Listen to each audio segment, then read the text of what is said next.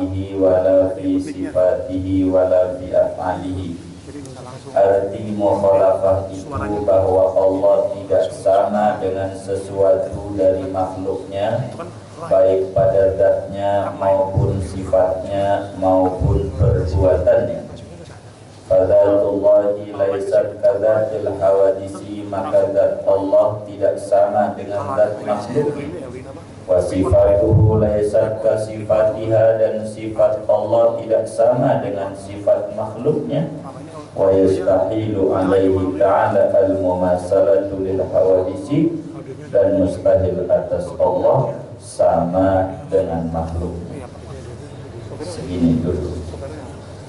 Saudara-saudara sekalian, sebagaimana dimaklumi oleh kita bersama bahwa pertama kali yang wajib diketahui oleh seorang anak manusia itu adalah mengenal Tuhan dengan yakin. Orang yang tidak kenal Tuhan, pastikan ibadahnya tidak diterima. Salatnya, zakatnya, hajinya, dan lain sebagainya. Sebab yang namanya ibadah pada hakikatnya mematuhi perintah zat yang disembah. Bagaimana mungkin ada orang yang patuh kepada yang disembah yang dia sendiri tidak tahu? Karena itu wajiblah kita mengenal Allah Subhanahu wa ta'ala.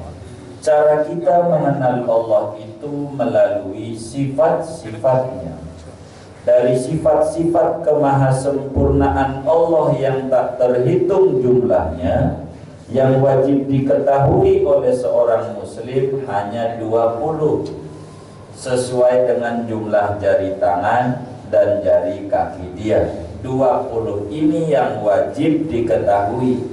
Jangan kita kenapa 20, nih yang 20 aja belum hafal, apalagi minta nambah lagi, nambah dosa. Udah 20, ini yang wajib diketahui oleh seorang muslim. Nomor 4-nya dari 20 itu yang namanya Tuhan. Allah itu sifatnya mukhalafah lil hawadisi, berbeda dengan makhluk. Yang namanya Tuhan mesti beda dengan ciptaan. Tidak boleh sama. Itu begini. Apa arti berbeda itu Tuhan? Berbeda itu tidak sama. Tidak sama itu apa? Ada dua pengertian. Arti tidak sama itu apa yang ada pada Tuhan tidak ada pada makhluknya. Apa yang ada pada makhluknya tidak ada pada Tuhan. Itu arti berbeda. Jadi sifat Allah itu mukhalafah lil hawadisi, beda sama makhluknya. Saya mau tanya, makhluk itu apa ya? Makhluk, makhluk yang enak jangan jawab kayak orang musuhan aja, majuan lah. Makhluk itu apa makhluk? Yang terdekat aja sama kita yang namanya makhluk itu mana? Manusia itu siapa? Nah kita tuh, biar gampang begitu. Jadi artinya Allah berbeda dengan makhluknya tuh adalah Allah berbeda dengan kita. Apa yang ada pada Tuhan tidak ada pada kita. Yakini itu. Apa yang ada pada kita tidak ada pada Tuhan. Begitu. Itu arti beda. Sebab apa? Apa yang ada pada Tuhan tidak ada pada kita. Dari mana nih logikanya? Sebab kalau yang ada pada Tuhan ada pada kita, berarti kita Tuhan juga. Kan sama. Yang ada pada dia ada pada kita, berarti kita Tuhan juga. Kalau kita Tuhan juga, berarti Tuhan itu banyak. Kalau Tuhan itu banyak, tidak mungkin. Jangankan sampai 3, 2 aja susah. Sulit diterima oleh akal. 2 saja. Apalagi sampai 3, 4, 5 mah. 2, contoh hidup dan mati. Hidup dan mati ini tidak bisa disetengah-setengahkan, tidak bisa diseparuh-separuhkan. Kalau dikata hidup tidak mati, kalau dikata mati tidak hidup. Andai ada kawan kita, saya tempo hari Senin kerja di Senayan City, setengah mati banget dah. Tuh orang yang ngomong setengah mati itu hidup apa mati? Hah? Hidup apa mati? Hidup. Ada lagi teman kita yang satunya, aduh saya hari Senin kemarin kerja setengah hidup banget. Hidup apa mati? Hidup. Sebab hidup sama mati tidak bisa diseparuh-separuhkan. Kalau dikata hidup tidak mati, kalau dikata mati tidak hidup. Andai Tuhan dua, ini orang namanya Zaid, biar gampang kan begitu. Kata Tuhan yang satunya pengen mematikan, Tuhan yang satunya pengen menghidupkan. Ini tidak bisa disetengah-setengahkan, setengah hidup, setengah mati, tidak ada. Kalau ternyata ini si Zaid hidup, berarti yang pengen mematikan bukan Tuhan. Kalau ternyata ini mati, yang pengen menghidupkan bukan Tuhan. Sebab hidup dan mati tidak bisa disetengah-setengahkan. Jangankan ngomong alam raya, mobil aja yang nyopir dua, yang nyopir nabrak kan? Nabrak. Yang nyopir satu, yang ngarahin dua, kiri bang, kiri, yang nanti bilang kanan bang. Ini juga nggak bisa. Jadi Tuhan mesti satu, tidak dua, tidak tiga. Jadi apa yang ada pada Tuhan tidak ada pada kita, barang sedikit pun. Meski ada sebutan Tuhan punya pengetahuan, kita punya beda. Kalau kita awalnya tidak tahu, kalau Tuhan mau tahunya mutlak. Nanti ke depan kalau ngomongin sifat ilmunya Allah Subhanahu wa taala. Jadi kesimpulannya, apa yang ada pada Tuhan tidak ada pada kita. Begitu. Kedua, apa yang ada pada kita tidak ada pada Tuhan. Logikanya, yang ada pada kita ada pada Tuhan, maka Tuhan itu lemah kayak kita. Begitu. Arti lemah itu tidak bisa mengadakan yang belum ada, tidak bisa meniadakan yang sudah ada. Itu kodrat kita. Kita ini lemah nih, makhluk lemah kita. Kita nggak bisa bikin langit, bikin bumi, bisa nggak? Anda bisa, berarti Tuhan juga tidak bisa. Wong sama dengan kita. Kalau yang ada pada kita ada pada Tuhan, berarti Tuhan sama dengan kita. Kalau sama dengan kita, kita tidak bisa bikin langit, bikin bumi, berarti Tuhan juga tidak bisa. Kalau tidak bisa bikin langit, bikin bumi, itu maknanya bumi dan langit tidak ada. Kalau bumi dan langit tidak ada, itu mustahil. Wong nyata-nyata ada. Begitu. Itu adanya bumi dan langit ini menunjukkan bahwa Tuhan itu tidak lemah. Tidak lemah itu menunjukkan Tuhan tidak sama dengan kita. Tidak sama dengan kita menunjukkan Tuhan itu beda dengan kita. Bahasa Arabnya mukhalafah lil hawadis. Allah tidak sama dengan kita. Apanya yang tidak sama? 3. Baik zatnya, 2 sifatnya, 3 perbuatannya. Semuanya tidak sama. Kalau zat kita tersusun dari berbagai unsur, ada tulang, ada darah, ada daging. Yang kayak begini nih namanya manusia, yang kayak begitu. Kalau Tuhan tidak sama dengan kita, laisa kamitslihi syai'un wa lam yakul lahu kufuwan ahad. Allah tidak sama dengan kita. Tidak sama. Kalau kita ini namanya disebut jasmani. Kenapa disebut jasmani? Tersusun dari berbagai unsur. Itu maka disebut jisim atau jasmani. Bangsa tersusun. Nah ini daging kita kalau mau diurai jadi molekul. Diurai-urai itu jadi atom. Diurai-urai itu jadi proton. Proton itu 0. Jadi sebetulnya manusia itu tersusun dari sekian juta 0 kali sekian juta sama dengan 0 juga. Sebetulnya kita ini tidak ada. Adanya kita sebagai wujud adanya Tuhan. Tuhan pengen dikenal oleh kita, maka diciptakanlah kita. Maka kalau kita digunakan akal kita, mesti kita bakal menemukan adanya Tuhan. Yang paling gampang peseknya hidung kita. Siapa yang pengen hidungnya pesek lahirnya? Semua orang pengen hidungnya mancung. Boleh tanya sama bapak kita, bapak yang pengen hidung saya pesek, pasti jawabnya enggak, pengennya bapak mancung.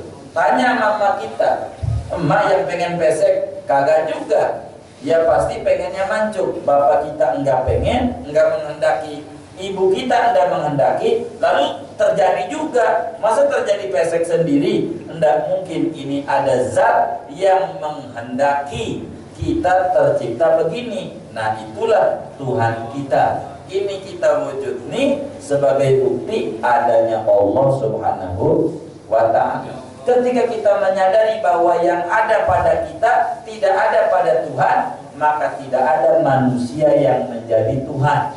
Kayak contoh biar gampang nih, gelas. Ini gelas.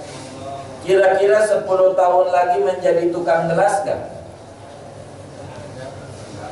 20 tahun lagi? Enggak. 30 tahun lagi? Enggak. Yang namanya gelas tetap gelas, kagak bakal berubah menjadi tukang gelas. Kalau ada teman kita bilang ini bisa aja menjadi tukang gelas, ini teman kita nih kira-kira akalnya waras enggak? Waras enggak? Enggak. Begitu manusia, saudara. Manusia diciptakan oleh Allah, sampai 10 tahun lagi tetap manusia, kagak bakal berubah menjadi Tuhan. 20 tahun lagi jadi Tuhan gak manusia? Jadi gak? 30 tahun lagi yang namanya manusia tetap manusia, tidak bakal berubah menjadi Tuhan. Lah itu Yesus Tuhan bukan? Oh, manusia. Jadi yang namanya manusia tidak bakal berubah menjadi Tuhan. Manusia tetap manusia. Sebab apa yang ada pada kita tidak ada pada Tuhan. Itu ciri mendasar. Kalau Nabi Isa mau kayak kita, kalau nggak makan lapar, kalau nggak minum haus. Enggak dia. Juga lahirnya Nabi Isa. Ada ibunya nggak? Kalau mau ditimbang-timbang, kalau Nabi Adam ada ibu, ada bapak nggak? Nabi Adam lahirnya ada ibunya nggak? Ada bapaknya.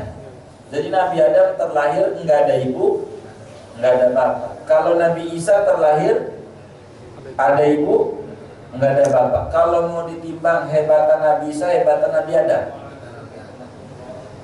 Kalau mau ditimbang-timbang hebatan mana? Emang apa hebatan Nabi Adam? Nggak ada ibu, nggak ada bapak. Kalau Nabi Isa masih ada ibu. Jadi kalau mau milih-milih nih, kalau mau milih-milih, mendingan nyembah siapa? Nabi Adam. Salah juga dia. Begitu. Salah juga Pak Uci. Iya. Salah Pak Uci mah. Kalau begitu. Jadi itu yang ada pada manusia tidak ada pada Tuhan. Dua sifatnya, sifat Allah tidak sama dengan sifat kita. Kalau kita bisa melihat terbatas, pakai mata, ini terbatas, bisa rabun, bisa katarak, bisa buta. Kalau penglihatan Allah walam yakul lahu kufuwan ahad.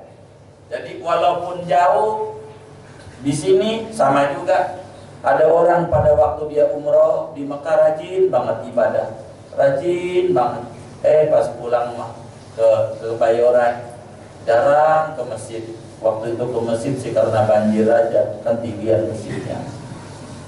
Ini jarang ibadah dia. Dia menganggap kalau di Mekah dekat sama Tuhan, kalau di Indonesia jauh sama Tuhan. Nah, dia salah dia. Salah menganggap kalau begitu dia.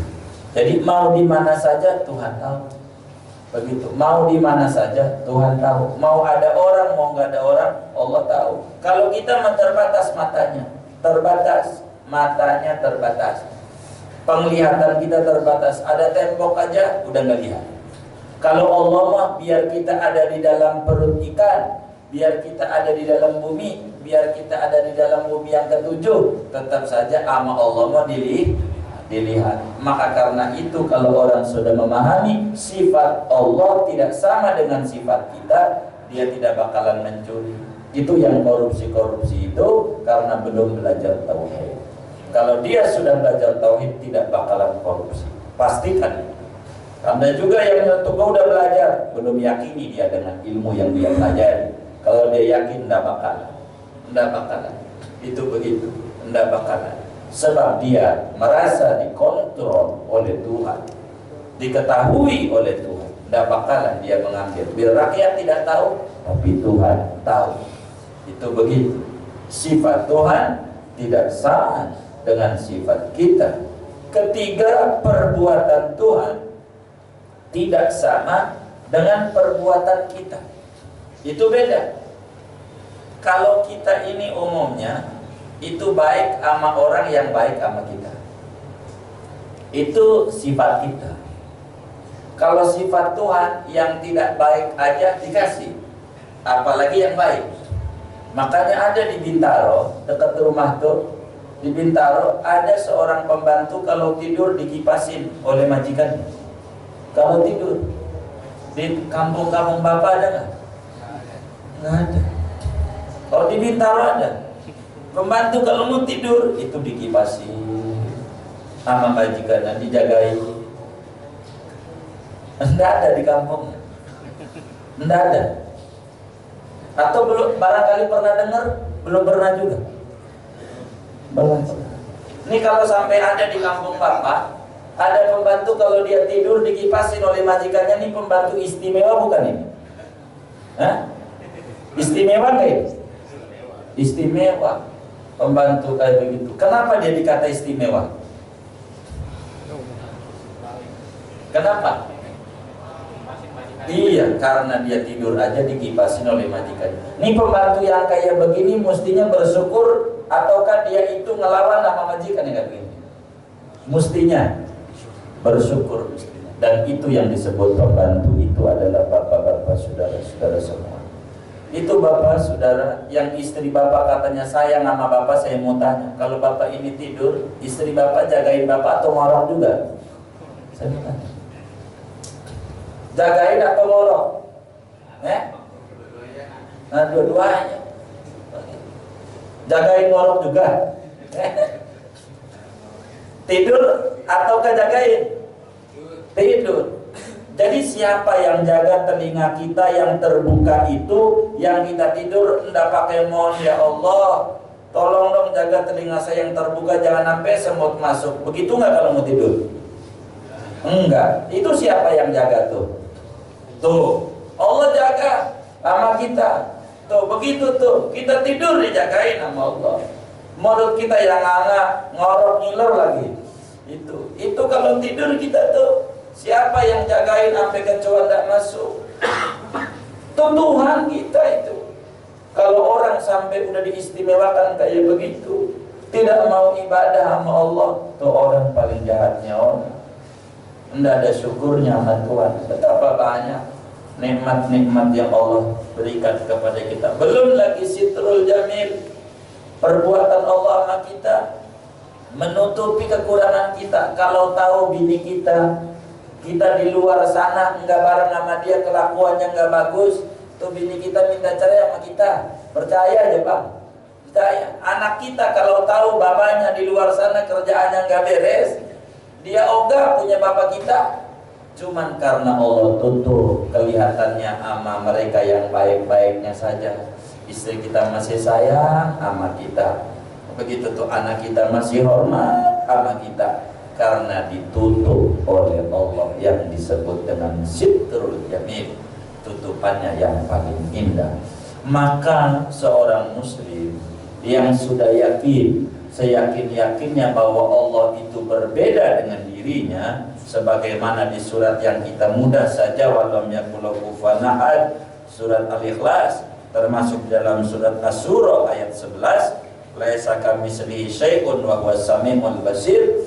Kalau orang sudah yakin bahwa Allah Subhanahu wa taala berbeda dengan kita dan kita berbeda dengan Tuhan, maka dengan keyakinan itu bakal muncul dalam dirinya satu pujian kepada Allah, banyak-banyak bertasbih kepada Allah Subhanahu wa taala. mengucapkan setiap harinya tidak kurang dari 100 subhanallah wa bihamdihi subhanallahil azim.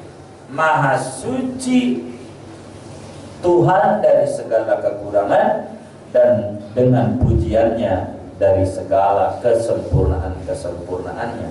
Kenapa kita bertasbih kepada Allah? Sebagai luapan kegembiraan yang luar biasa. Punya Tuhan Allah yang sifatnya beda sama kita. Walaupun kita kurang ibadah, masih juga kita dikasih rizki, masih juga kita dikasih hidup, masih juga dikasih sehat. Padahal banyak orang yang masuk Pertamina udah seminggu di ICU, duit dibuang banyak. Jangan-jangan dia paling rajinnya ibadah sama Allah.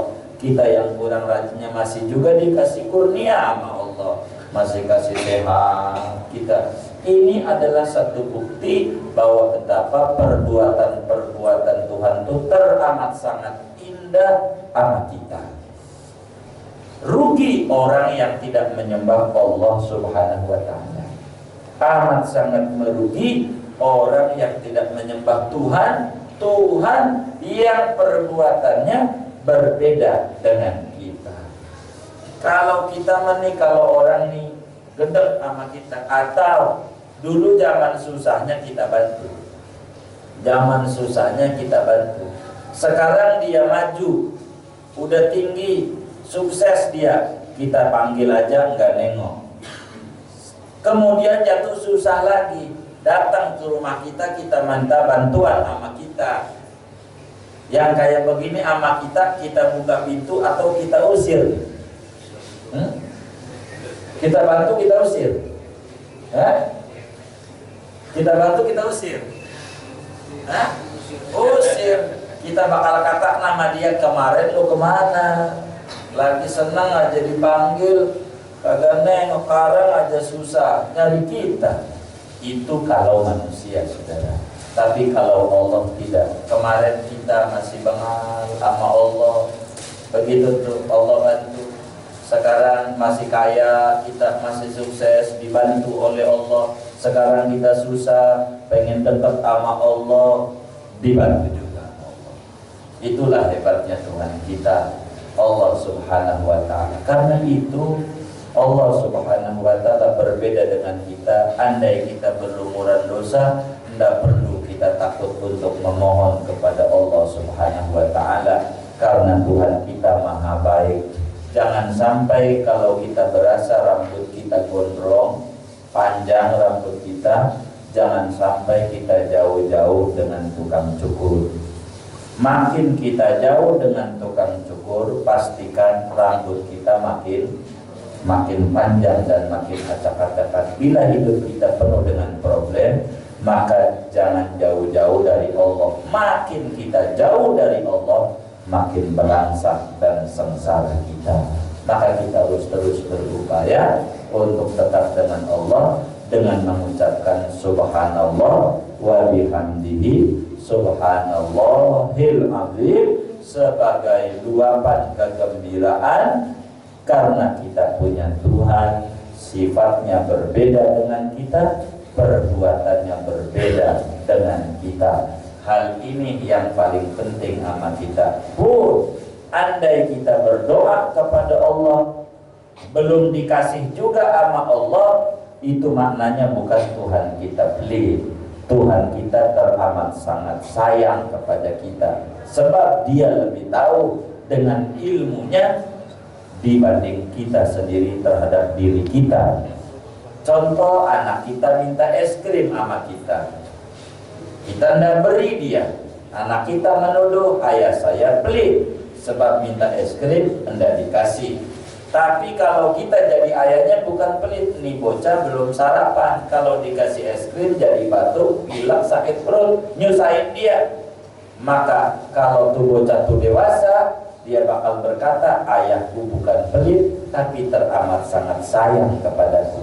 Demikian kita kalau mengerti tentang sifat-sifat Allah, kita memohon kepada Allah belum kunjung datang juga, bukan berarti Allah pelit. Allah lebih tahu tentang kebutuhan-kebutuhan kita sebelum kita lahir.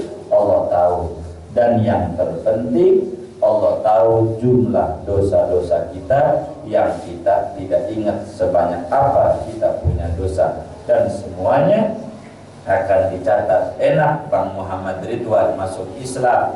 Kata Nabi, disuruh disampaikan oleh Allah di dalam Al-Quran. Allah berfirman, qul lilladzina kafaru iyantahu yughfar lahum ma qad salaf. Katakan kepada non-muslim, jika mereka masuk Islam, tinggalkan kekufuran, yughfar lahum ma qad salaf, diadakan pemutihan. Kayak Bang Muhammad Ridwan, ini ibarat kertas kosong, bersih kesalahan yang lalu, berbuat apa saja, habis semuanya. Dengan bersyahadat itu berangkat dari awal.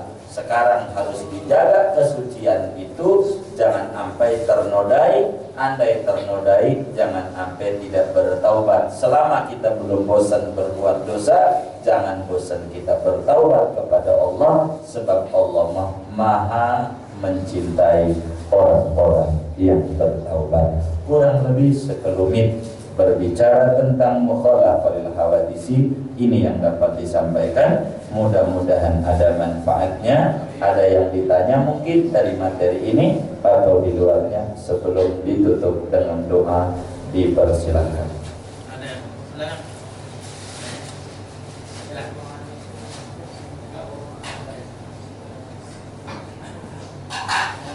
Ada yang mau tanya? Pak Adi ya?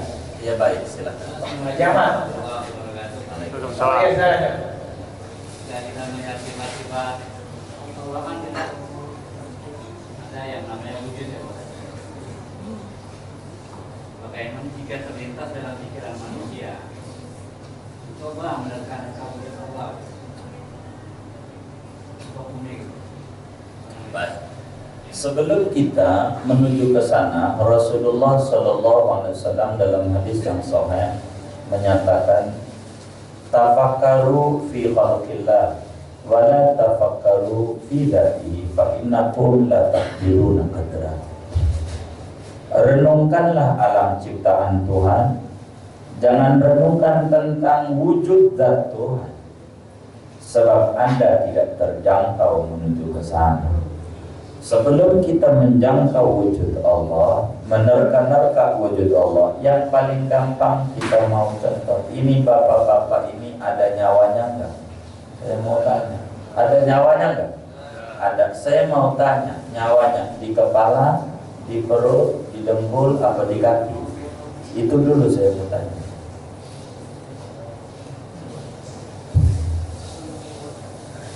Ini ada nyawanya enggak? Takut nyengir-nyengir karena nyawanya kan ngeri juga kita.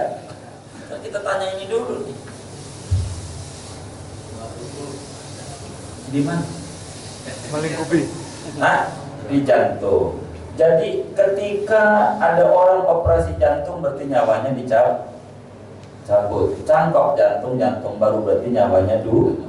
Begitu enggak? Enggak.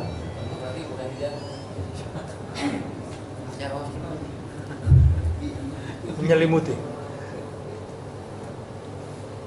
Di mana? Menyelimuti itu Menyelimuti badan. badan. Baik, menyelimuti badan. Jadi artinya ada di badan gitu. Enggak di dalam badan, tapi menyelimuti aja, melingkupi. Menyelimuti badan. Baik, menyelimuti. Jadi adanya di mananya? Kan kalau bertanya di mana, berarti pertanyaan tentang apa? Tempat. Tentang tempat. Jadi tempatnya di mana? Itu yang lagi ditanya. Majuan lah, jangan kayak musuhan. Duduknya majuan kan enak begitu. Ya silakan enak.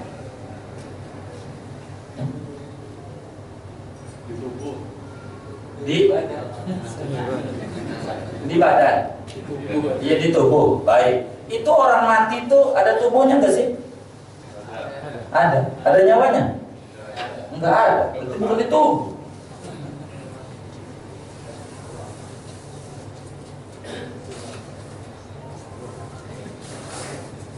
Di mana? Ini bisa tanggal 2 nih kalau 2 panjang.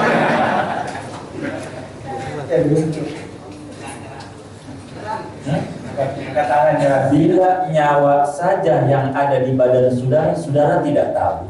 Bagaimana Anda mau menggambarkan penciptanya apa? Begitu, nyawa aja yang di badannya tidak tahu. Cukup kita menggambarkan Tuhan dengan alam ciptaannya. Jadi nyawa biar kita nggak tahu, kita yakin ada tanda-tandanya orang ini bernyawa, tandanya dia bergerak. Gerak itu nyawa bukan? Gerak itu nyawa bukan? Gerak itu nyawa. Salah lagi. Gerak nyawa bukan? Hah? Indikasi. Iya, jadi yang ditanya nyawa bukan? Bukan. Kalau bukan cuma tanda bahwa orang itu ada nyawanya. Maka bumi langit ini cukup bagi orang yang mau menginsafi sebagai tanda wujudnya Allah. Sebab bagaimana mungkin dia pengen mereka-reka tentang ciptaan Allah, akalnya dia aja belum tahu tentang akalnya, padahal masih ciptaan. Karena itu hendak mampu manusia menjangkau tentang Tuhan. Maka ketika akalnya dia bilang begitu, Rasul ajarkan alhamdulillah. Hatinya harus terus jawab, aku beriman kepada Allah dengan segala sifat-sifat kesempurnaan. Maka hatinya bakal tunduk pada Allah. Ya, sampai Pak Mada lagi.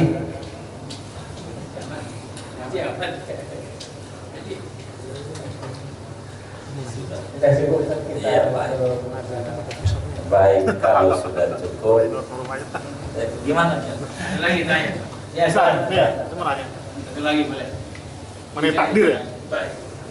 Konsep takdir kan artinya yang dari cara bagian yang keempat atau kelima yang kita itu udah ditepin takdir kita di surga apa di neraka gitu kan. Ya 3 bulan 4 bulan. Berarti kan logikanya kita itu ini apa ya? Ya jadi orang-orang yang non Islam itu cuman kayak pelengkap aja gitu loh, pelengkap penderita doang gitu, bahwa kita Islam, mereka takdir di neraka gitu. Itu gimana Sob? Jadi ini harus terus belajar tauhidnya. Sebab nanti pada halaman kesekian kita bedah panjang di dalam kajian tauhid ini berbicara tentang takdir. Ini kembali kepada iradat Allah.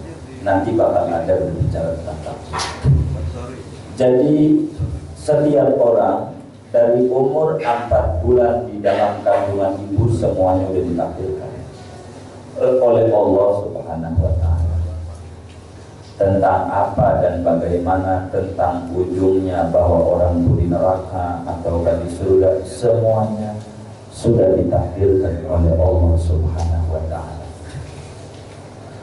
Dari 4 bulan 10 hari dalam perut ibu sampai kita lahir kapan? Sampai hari ini tanggal 28 Januari. Ngaji di Senayan City lantai 6 itu udah ada takdir. Begitu. Udah takdirnya. Kalau begitu orang depan gak ngaji, emang takdirnya gak ngaji. Jadi semuanya tidak lepas dari takdir itu. Yang ditanya itu bagaimana dengan neraka dan surga. Semuanya. Kayak kita nih, saya mau tanya. Sekarang ini kita namanya takdirnya muslim. Kita ini tidak tahu tentang takdir kecuali sesudah terjadi. Sebelum yang terjadi kita tidak tahu. Sekarang saya mau tanya, yang ngaji aja dulu dah. Yang gak ngaji kan gak usah ditanya. Ini kira-kira kita ini pasti masuk surga kan?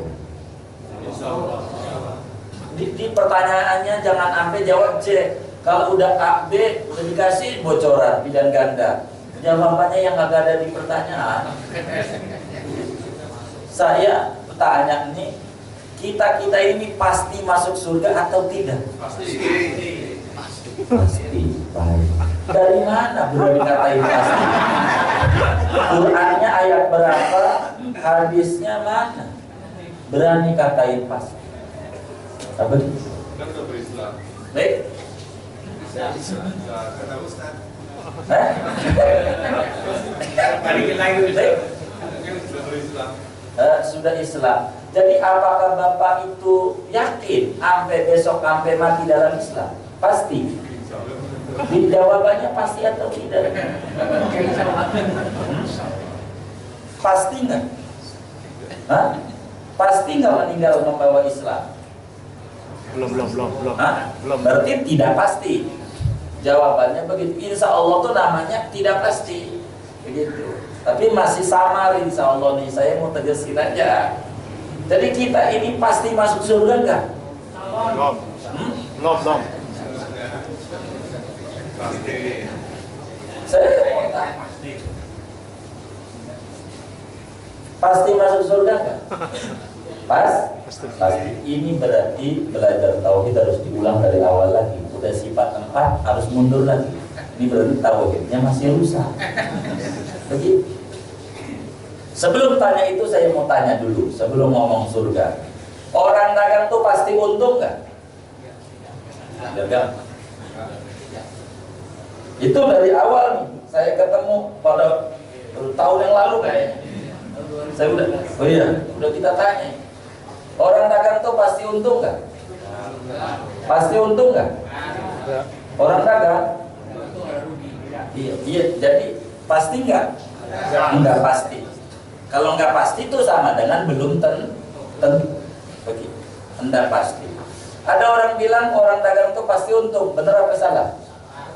Benar apa salah? Salah. Jadi kalau ada orang bilang, dia bilang pasti masuk surga, benar apa salah?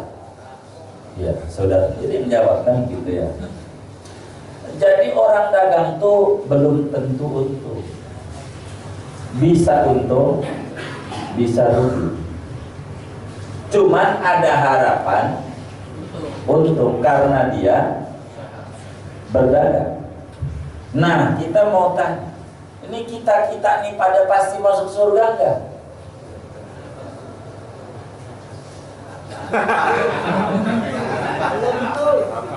Ya jawabannya cuman pasti atau tidak pasti itu A, B, tinggal pilih.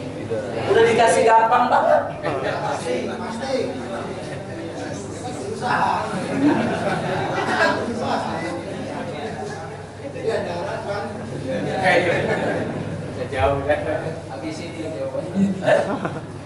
Kita ini pasti masuk surga enggak? Pas. Kalau pasti berarti mesti ada alas. Dari mana kita berani pastiin tuh? Begitu. Kan mesti ada Al-Qur'annya, ada hadisnya, paling tidak kita berani pastiin masuk surga. Begitu. Yang berani mengata pasti.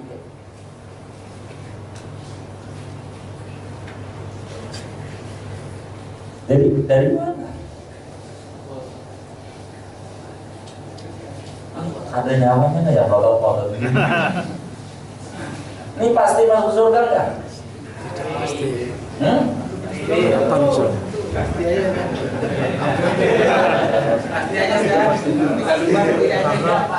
Masih harapan.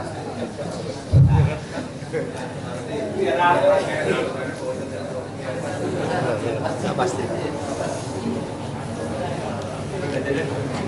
Kita bangkit aja. Pasti nggak? Ya, mantap. Hah? Tidak tahu. Tidak tahu. Jadi artinya kalimat pasti amat tidak pasti. Jadi tidak pasti juga enggak? Ini bagaimana? Ini bisa beda dua ini kalau ada jawab. Enak aja. Hah?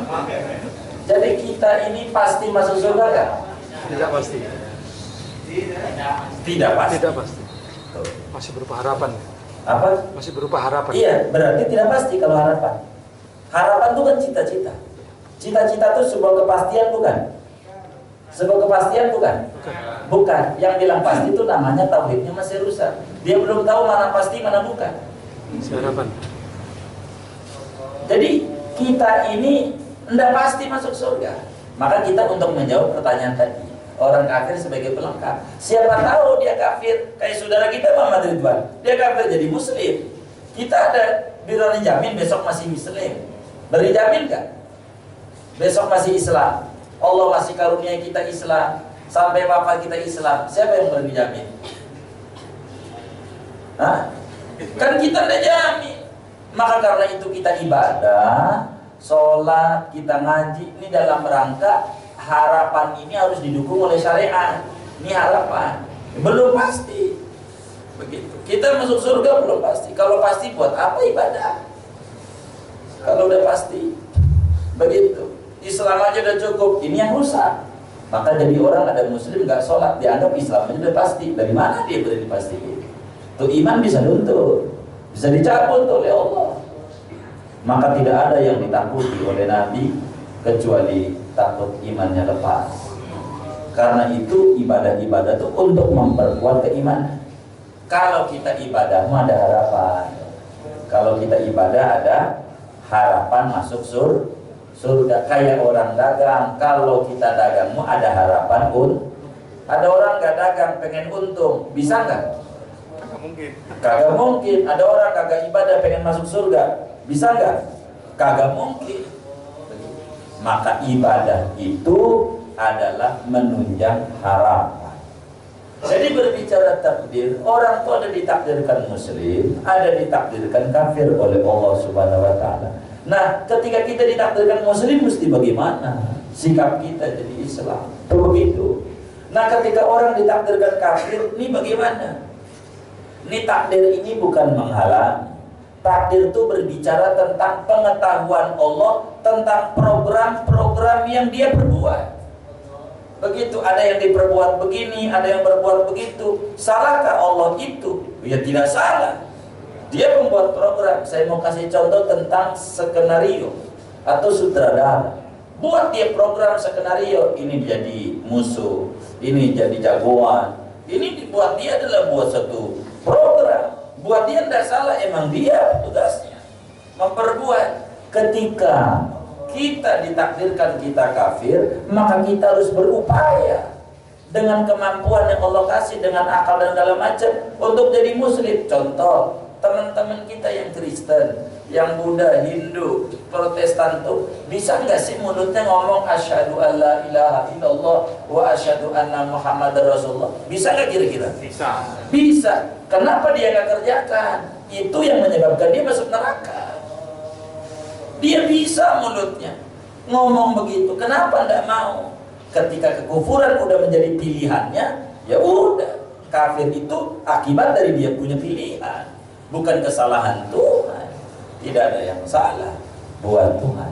Jadi takdir tidak ada yang menghalangi kita. Maka karena itu sekarang kita takdirnya muslim, harus dijaga dengan ibadah, dengan sholat, mampu haji kita harus berhaji. Ini dalam rangka kita menuju kepada sebuah harapan dari sebuah ketidakpastian.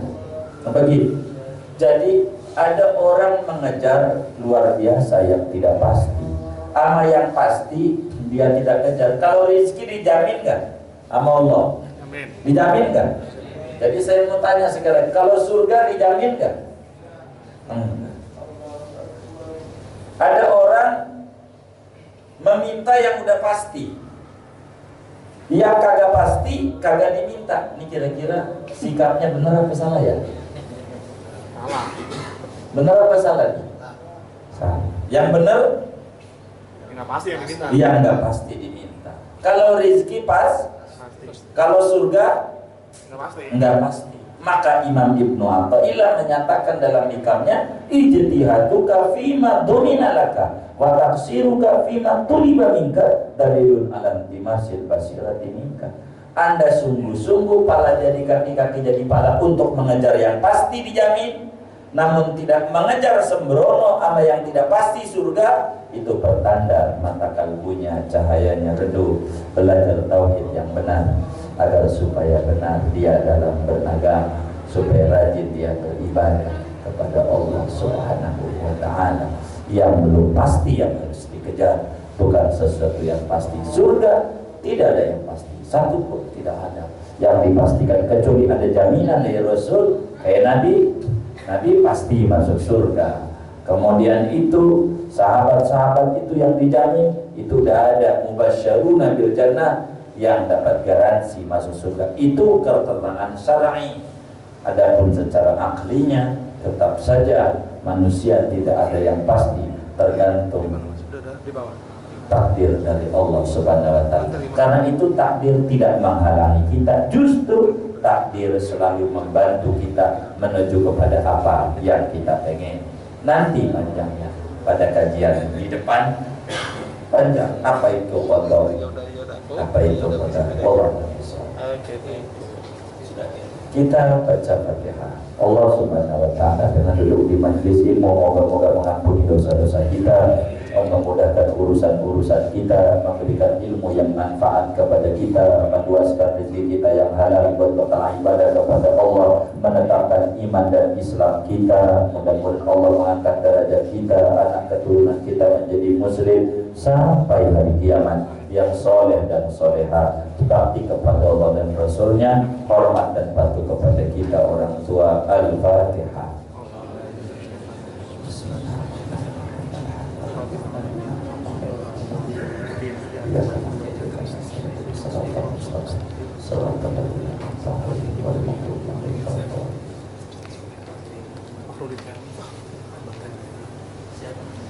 Taklim.